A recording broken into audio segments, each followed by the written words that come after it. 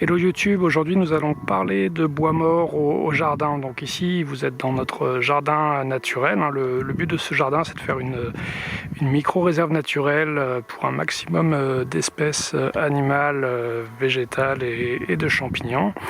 Du coup dans ce jardin on va trouver du bois mort un petit peu partout. Pourquoi? Parce que le bois mort c'est une ressource en nourriture, c'est un abri, c'est un lieu de vie pour quantité d'organismes vivants. Et le bois mort, paradoxalement, on en trouve assez peu dans la nature. Les espaces naturels, les jardins sont bien trop entretenus.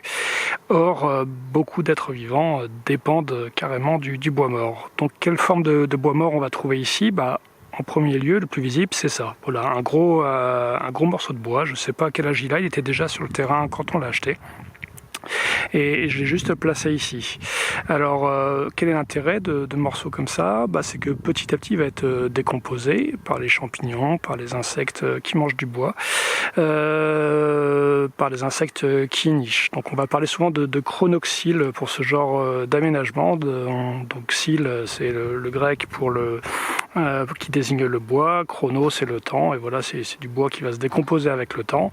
Et donc sur ce genre de morceaux de bois, il y a tout un tas d'insectes qui vont nicher. C'est un très bon aussi promontoire et solarium pour les lézards vivipares qui peuplent le jardin. Donc pas en plein été, mais plutôt au printemps ou en automne, ils vont adorer se percher dessus pour prendre le soleil. Et puis dès qu'on arrive, on se cache en dessous. Ça leur fournit un abri. Et il y a plein également d'insectes, dont les capricornes, dont certains très gros coléoptères qui vont pouvoir même forer des galeries dans ces morceaux de bois et y nicher et pouvoir se reproduire. Ça va également attirer plein de guêpes. Désolé, on voit mon ombre. Donc si on voit, il y a vraiment plein de trous un petit peu partout. On voit que ça grouille dessus et en fait, voilà, il y a des insectes qui y pondent. Il y a des insectes qui recherchent les insectes qui y pondent et qui vont parasiter en fait les œufs pondus.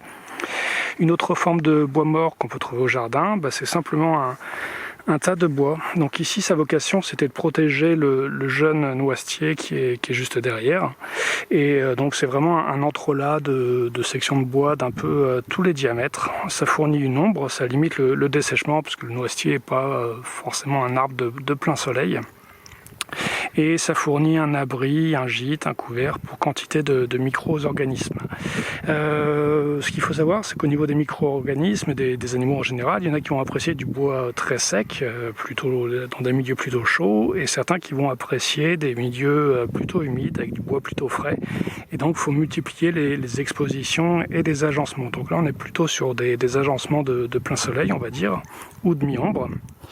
Une autre forme de bois que l'on peut trouver, c'est ce qu'on appelle la haie de Benjes, même si là c'est pas vraiment une haie, c'est plutôt un tas, mais si on prolongeait ça formerait une haie. Donc on plante des poteaux assez durables si possible.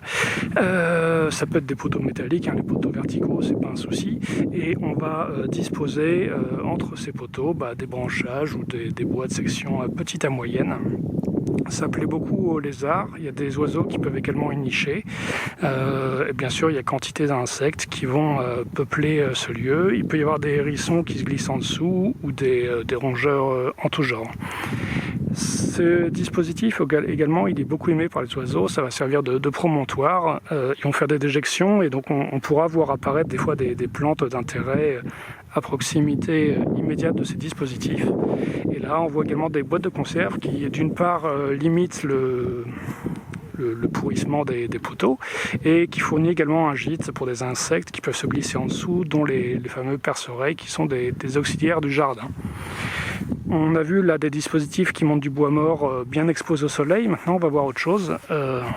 C'est un caveau à insectes. Donc, on commence à voir le bois qui est visible ici. Et en réalité, on a un trou en dessous qui fait peut-être 60 cm ou 1 mètre de profondeur, donc il y a un gros volume de bois qui est accumulé. Et la partie en dessous du sol va avoir tendance à rester très humide, ce qui va plaire à certains insectes spécifiques. Les lézards vivipares également adorent ce milieu, on en voit beaucoup dessus. Et la partie supérieure, elle, est bien plus exposée au soleil, et donc bien plus sèche et chaude. Et du coup, ce que propose ce dispositif, en fait, c'est tout un gradient de conditions. Donc ça peut aller du très humide, voire détrempé sous-sol, au très sec et très chaud en hauteur. Et du coup, les insectes ou les reptiles ou les petits mammifères choisissent les endroits qui les intéressent, et c'est vraiment quelque chose qui va grouiller de vie. Et c'est là également où des coléoptères spécialistes du bois sont susceptibles de nicher. Et du coup, on verra éventuellement dans quelques années de très gros insectes en sortir. Voilà. Un dernier dispositif qu'on peut trouver, c'est quand on taille des arbres, des fois ici là c'était un tuyat, on peut simplement le disposer de cette façon. Donc il est inversé, là c'est un embranchement, ça sert de reposoir, et du coup les oiseaux sont très heureux de s'y mettre. On peut y voir une sculpture d'art moderne si on est amateur.